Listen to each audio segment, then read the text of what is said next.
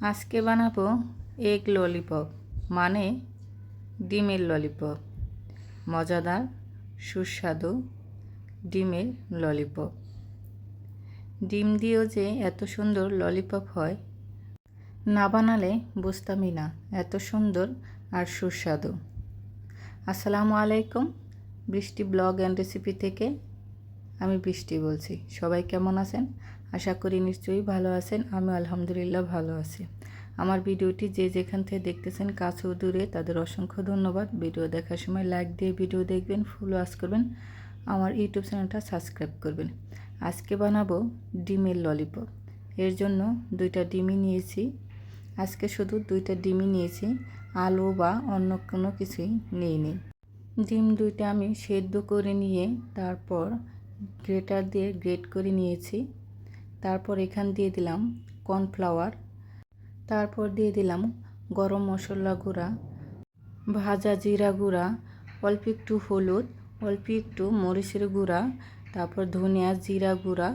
এখন দিয়ে দিচ্ছি পেঁয়াজ কুচি আর কাঁচামরিচ কুচি। তারপর 1 চামচ দিয়ে দিয়েছি আটা, তারপর দিয়ে দিলাম স্বাদ মতন লবণ।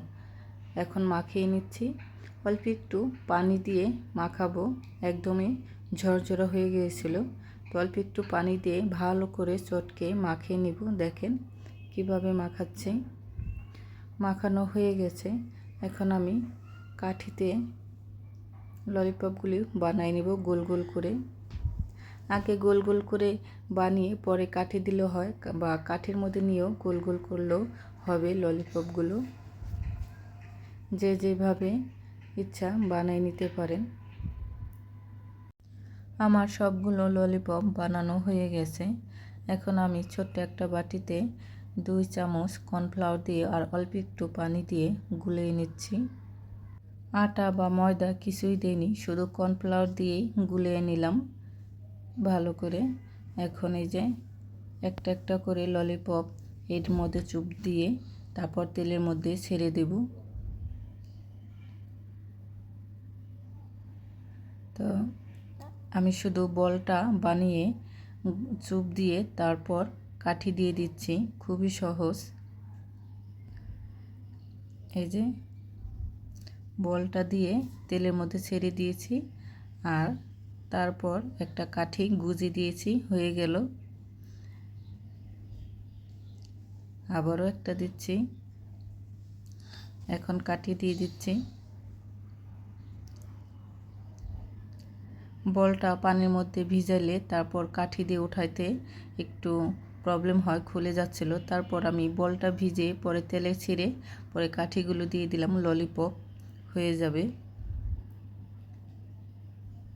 সাবধানে একটু নাড়াতে হবে। একটা ছোট্ট চামচ দিয়ে উল্টাই দিচ্ছি।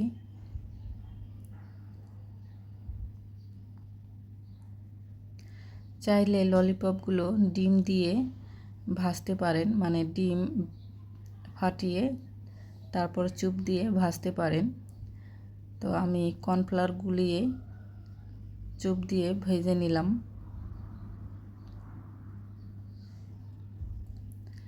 চুলার আঁচটা লোতে রেখেই ভেজে ভেজে উঠাতে হবে।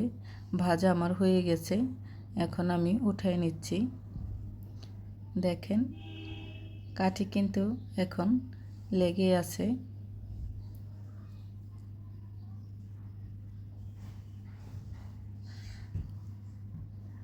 হয়ে গেছে ডিমের ললিপপ, এগ ললিপপ।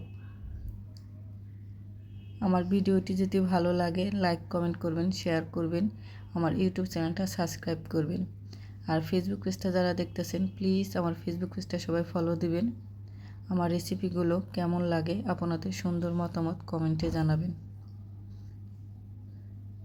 সস দিয়ে খেতে কিন্তু দারুণ লাগে এই ডিমের ললিপপ। উপরটা মচমচে হয়েছে, ভিতরটা সফট হয়েছে। বানাতেও অনেক সহজ, ঝামেলা নেই। তো সবাই ভালো থাকবেন, সুস্থ থাকবেন। দেখা হবে নতুন আর একটা ভিডিওতে। ভালো থাকেন, সুস্থ থাকেন।